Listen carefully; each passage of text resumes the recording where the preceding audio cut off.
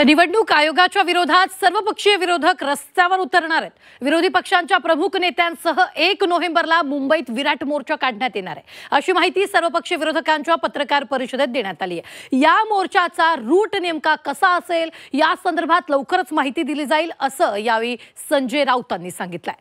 पाहूया। 1 नोव्हेंबर शनिवार निवडणूक आयोगाच्या या मनमानी आणि भ्रष्ट कारभाराविरुद्ध मुंबईत सर्वपक्षीय विराट मोर्चा निघेल। मतदार याद्यांमधील घोळ आणि निवडणूक प्रक्रियेवर आक्षेप घेत विरोधकांनी रान उठवलं। निवडणूक आयोगाची भेट घेतल्यानंतर आता सर्वपक्षीय विरोधकांनी आयोगाविरोधातील मोर्चाची हाक दिली आहे। महाविकास आघाडीसह मनसेनं निवडणूक आयोगाविरोधात एल्गार पुकारलाय। निवडणूक आयोगानं मतदार याद्यांमधील चुका दुरुस्त कराव्यात, असं आवाहन पुन्हा एकदा मवियासह मनसेनं केलं। निवडणूक आयोगाच्या विरोधात 1 नोव्हेंबरला मुंबईमध्ये विराट मोर्चा काढण्यात येणार आहे, अशी माहिती संजय राऊतांनी दिली आहे। तर निवडणूक आयोगाला दणका देणारच असा इशारा देखील राऊतांनी दिला। 1 नोव्हेंबर शनिवार निवडणूक आयोगाच्या या मनमानी आणि भ्रष्ट कारभाराविरुद्ध मुंबईत सर्वपक्षीय विराट मोर्चा निघेल। या मोर्चाचं नेतृत्व माननीय शरद पवार साहेब, माननीय उद्धव ठाकरे साहेब, माननीय राज ठाकरे साहेब, काँग्रेस पक्षाचे ज्येष्ठ नेते, आम्ही त्यांना निमंत्रण देऊ। इतर जे महाविकास आघाडीमध्ये सुद्धा आमचे नेते आहेत ते करतील आणि त्या दृष्टीनं पुढली पावलं टाकली जातील। तर हा जो दणका आहे तो निवडणूक आयोगाला देणं गरजेचं आहे की महाराष्ट्र स्वस्थ पडलेला नाही, झोपलेला नाही, अजगराप्रमाणे पडलेला नाही। तुमचं जर आमच्या पुढे असं आव्हान उभं करणार असाल तर आव्हान स्वीकारण्याची आमची तयारी आहे। त्याच्यामुळे 1 नोव्हेंबर हा महाराष्ट्रातला एक महत्त्वाचा दिवस असेल आणि देशाच्या लोकशाहीसाठी राष्ट्रवादी काँग्रेस शरद पवार पक्ष या मोर्चात सहभागी होणार आहे।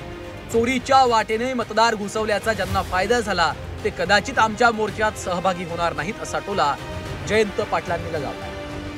म्हणजे चोरीच्या वाटेने मतदार घुसडलेल्या मतदार यादीचा ज्यांना फायदा होतो ते कदाचित आमच्या मोर्चामध्ये येणार नाही, पण ज्यांना या सगळ्या चुकीच्या प्रकाराबद्दल चीड आहे, राग आहे आणि लोकशाहीला धक्का पोचवण्याचं काम ज्यांच्याकडून होते त्यांच्या विरोधात हा आमचा मोर्चा आहे। तर सर्वपक्षीय विरोधकांच्या मोर्चाला मनसेनंही पाठिंबा दिला।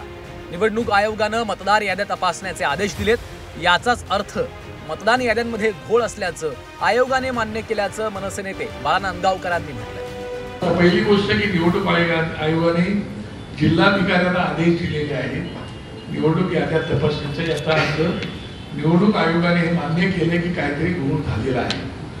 हे जर त्यांनी घोळ झालेला मान्य केला असेल तर तो घोळ त्यांच्या लक्षात आलेला असून सुद्धा ते जर डोळेझाकपणा करणार असेल तर त्यांच्या डोळ्यात अंजन घालण्यासाठी 1 तारखेला शनिवारी तो मोर्चा सर्व विरोधी पक्षाच्या वतीने काढण्यात आलेला आहे। राहुल गांधींनी देशपातळीवर मतचोरीचा मुद्दा उपस्थित करून सत्ताधाऱ्यांना कोंडीत पकडलं होतं। त्यानंतर आता महाराष्ट्रातही त्याच आरोपांवरनं विरोधकांनी रान उठवलेलं आहे। 1 नोव्हेंबरला निघणाऱ्या सर्वपक्षीय मोर्चात काँग्रेस सहभागी होणार आहे, अशी माहिती विरोधकांच्या पत्रकार परिषदेत काँग्रेस नेते सचिन सावंतांनी दिली आहे। 1 जुलै 2025 पर्यंतची यादी ही निर्धारित करण्यात आली आणि त्याच्यामध्ये प्रचंड मोठ्या प्रमाणात घोळ आहे, चुका आहेत आणि त्या चुकांचं निराकरण करण्याकरता संधीही विरोधी पक्षाला दिली जात नाही। अद्यापही आम्हाला ती यादी त्या ठिकाणी प्राप्त झालेली नाही, हातात दिसलेली नाही। त्यामुळे ही लोकशाही प्रक्रियेमध्ये ज्या पद्धतीने आदर्श प्रक्रिया राबवली गेली पाहिजे ती राबवली जात नाही आणि संपूर्णपणे हे लोकशाही प्रक्रियेला घातक आहे।